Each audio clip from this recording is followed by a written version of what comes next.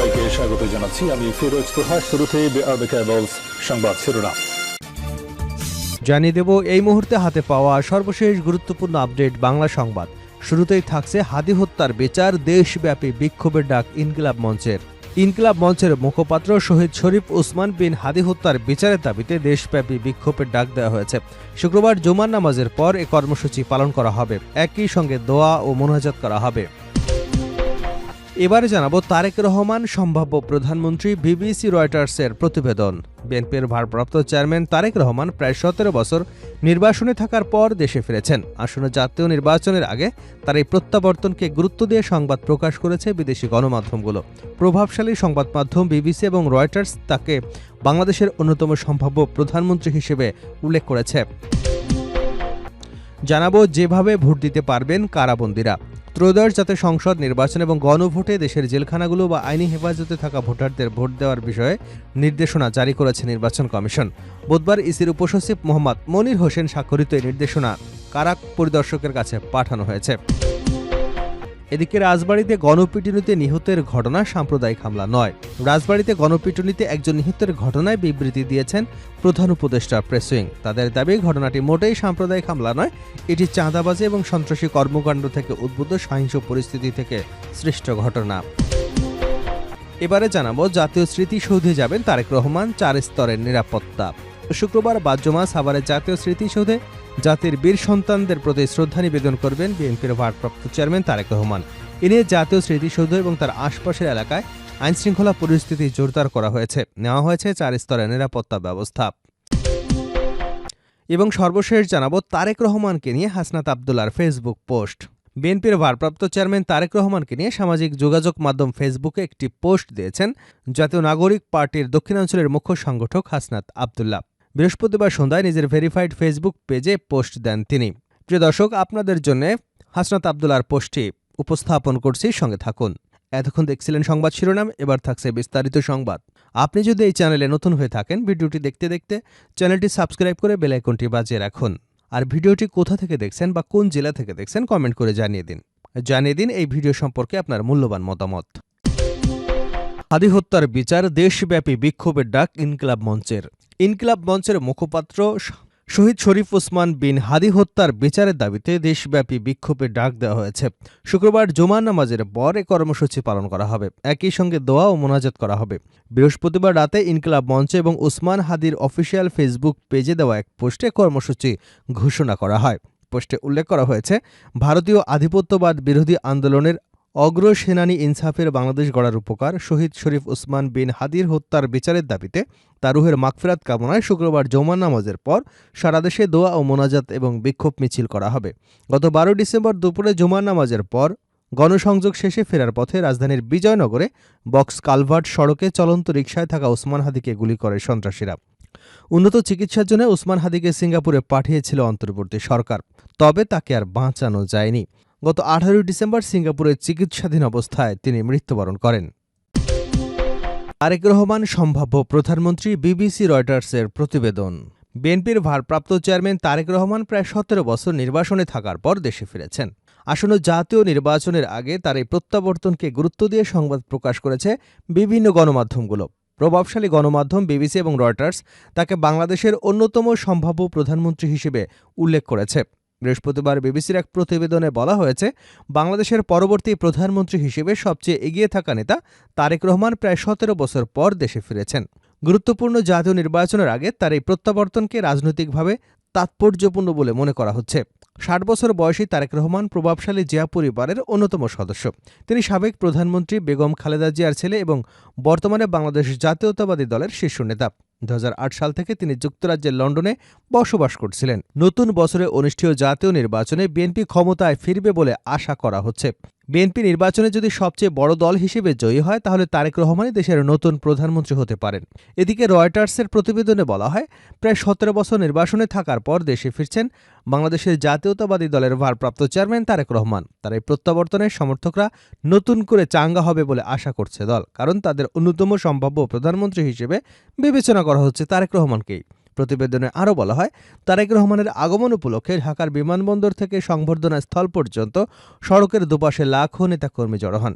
তারা দলীয় পতাকা হাতে স্লোগান দেন এবং ব্যানার, ফেস্টুন ও ফুল দিয়ে শ্রদ্ধা জানান। কড়া নিরাপত্তার মধ্যে বিএনপির শীর্ষ নেতারা ঢাকার বিমানবন্দরে তারেক রহমানকে অভ্যর্থনা জানান। যেভাবে ভোট দিতে পারবেন কারাবন্দীরা।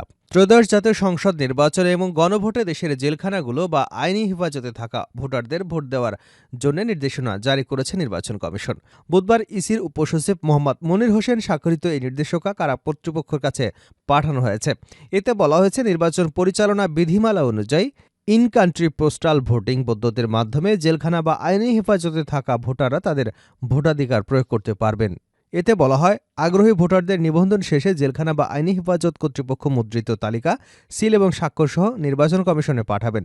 একই সঙ্গে মনোনীত প্রতিনিধিরা নির্ধারিত পোর্টালে ভোটারদের প্রয়োজনীয় তথ্য আপলোড করবেন। নিবন্ধিত ভোটাররা সংশ্লিষ্ট কর্তৃপক্ষের মাধ্যমে পোস্টাল ব্যালটের খাম পাবেন। নির্বাচন কমিশন হতে প্রাপ্ত এই খামে থাকবে জাতীয় সংসদ নির্বাচন এবং গণভোটের জন্য দুটি আলাদা ব্যালট পেপার, ভোট প্রদানের নির্দেশাবলী এবং একটি ঘোষণাপত্র এবং রিটার্নিং অফিসারের ঠিকানা সংবলিত একটি খাম ফেরত পাবেন।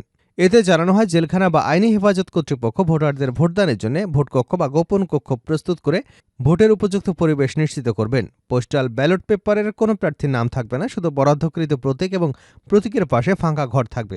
এ কারণে কর্তৃপক্ষ ভোটারদের কাছে নিজ নিজ সংসদীয় আসনের প্রার্থীদের নাম এবং প্রার্থীর প্রতীক সংবলিত চূড়ান্ত প্রার্থী তালিকা সরবরাহ করবে। রাজবাড়ীতে গণপিটুনিতে নিহতের ঘটনা সাম্প্রদায়িক হামলা নয়।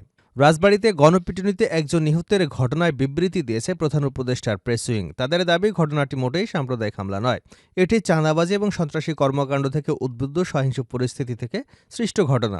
বৃহস্পতিবার প্রধান উপদেষ্টার জ্যেষ্ঠ সহকারী প্রেস সচিব ফয়েজ আহমেদ বিবৃতি দিয়ে জানিয়েছেন, রাজবাড়ীর পাংশা থানার এলাকায় বুধবার রাতে সংঘটিত একটি দুঃখজনক ঘটনাকে কেন্দ্র করে সামাজিক যোগাযোগ মাধ্যমে বিভিন্ন সংবাদ মাধ্যম বিভ্রান্তিকর তথ্য ছড়ানোর বিষয়টিকে সরকারের নজরে এসেছে। তিনি জানান, পুলিশের তথ্য এবং প্রাথমিক তদন্ত থেকে প্রতীয়মান হয় যে ঘটনাটি মোটেও সাম্প্রদায়িক হামলা নয়, এটি চাঁদাবাজি এবং সন্ত্রাসী কর্মকাণ্ড থেকে উদ্বুদ্ধ সহিংস পরিস্থিতি থেকে সৃষ্ট ঘটনা। নিহত ব্যক্তির শীর্ষ সন্ত্রাসী অমৃত মণ্ডল ওরফে সম্রাট চাঁদা দাবির উদ্দেশ্যে এলাকায় উপস্থিত হন এবং বিক্ষুব্ধ স্থানীয় জনতার সঙ্গে সংঘর্ষের এক পর্যায়ে প্রাণ হারান। তিনি ইতিপূর্বে 2023 সালে রুজুকৃত হত্যা এবং চাঁদাবাজি মামলাসহ একাধিক গুরুতর মামলার আসামি ছিলেন। এসব মামলায় তার বিরুদ্ধে গ্রেপ্তারি পরোয়ানাও রয়েছে। বিবৃতিতে আরও বলা হয়, পুলিশ ঘটনাস্থল থেকে সম্রাটের সহযোগী সেলিমকে একটি বিদেশি পিস্তল এবং একটি পাইপ গান সহ আটক করে। এ ঘটনায় ইতিমধ্যেই 3টি মামলা দায়ের হয়েছে। তারেক রহমানকে নিয়ে হাসনাত আব্দুল্লাহর ফেসবুক পোস্ট।